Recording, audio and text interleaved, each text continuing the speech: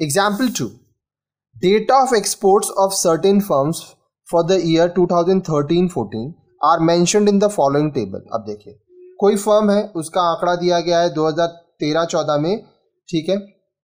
अब कुछ फर्म्स का क्या करना है, compute average value of exports for the firm using assumed mean method. Assumed mean method का फॉर्मूला क्या है, x to the bar assumed mean plus summation d divide by n, ठीक है। तो हम लोग इसको सॉल्व करेंगे। तो चलिए आइए, इसको सॉल्व करने के लिए पहले हम लोग एक पेपर लेते हैं, ठीक है। अब क्या करेंगे, इस पेपर में हम लोग को एक टेबल बनाना होगा, क्योंकि उस टेबल में हम लोग को सॉल्व करना है। देखिए क्या क्या चीज होगा, आप ध्यान से देखिएगा। एक फर्म का बनेगा, एक बनेगा वैल्यू ऑफ एक्सपोर्ट, ठीक है, और उसके बाद हम लोग को डेविएशन निकालना है। तो आइए पेपर ले लीजिए, अब इसमें टेबल बनाइए।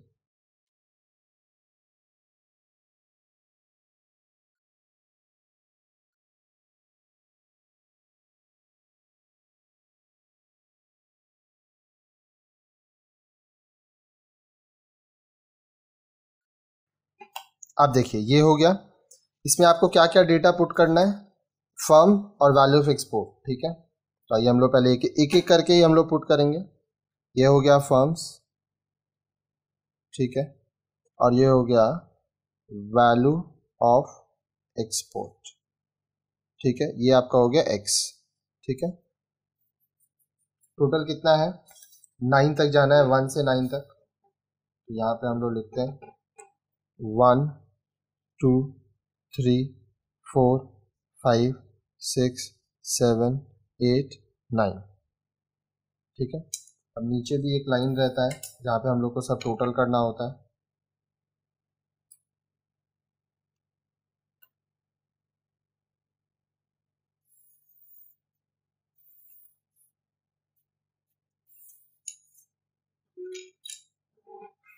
अब देखिए ये हो गया n is equal to number of observation, यहाँ पे टोटल ऑब्जर्वेशन 9 है। अब वैल्यू ऑफ एक्सपोर्ट क्या है, 10 20 30 40 50 60 70 80 90, ठीक है। अब देखिए ये इन करोड़ है, ठीक है, तो यहाँ लिख दिए। ये हो गया 10 20 30 40 50 60 70 80 90। अब याद रखिएगा, आपको यहाँ पे क्या बोला है, कंप्यूटेशन। अब यहाँ पे आप कंप्यूटेशन भी लिख सकते हैं या कैलकुलेशन भी लिख सकते हैं of arithmetic mean using assumed mean method, ठीक है। अज्यूम्ड मीन का फॉर्मूला क्या होता है, देखिए mean is equal to a plus summation d by n, ठीक है। अब यहाँ पे आपको n तो मिल गया, और आपको क्या चाहिए, समेशन d, तो आपको समेशन d निकालना होगा, ठीक है।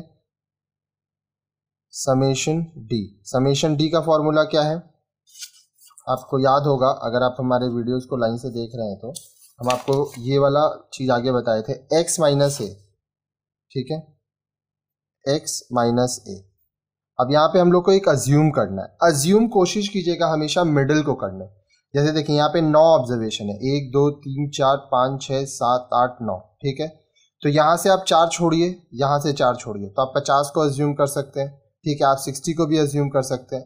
अब ये इन तीनों में से आप किसी को भी अज्यूम करेंगे तो आंसर सेम आएगा। अगर आप इसको भी अज्यूम करेंगे तो आंसर सेम आएगा, लेकिन मिडिल को अज्यूम करने से आपका कैलकुलेशन थोड़ा इजी हो जाता है, ठीक है। तो इस केस में आइए मैं 60 को अज्यूम कर लेता हूं। तो अब ये अज्यूम आपको करना है, ठीक है, 60। तो ध्यान से देखिए, a 60 हो गया, x 10 minus 60 is equal to minus 50, 20 minus 60 is equal to minus 40, 30 minus 60 is equal to minus 30। क्यों हो रहा है, देखिए x ये है और a ये है। 40 minus 60 is equal to minus 20, 50 minus 60 minus 10, 60 minus 60 0, 70 minus 60 10, 80 minus 60 20, 90 minus 60 30।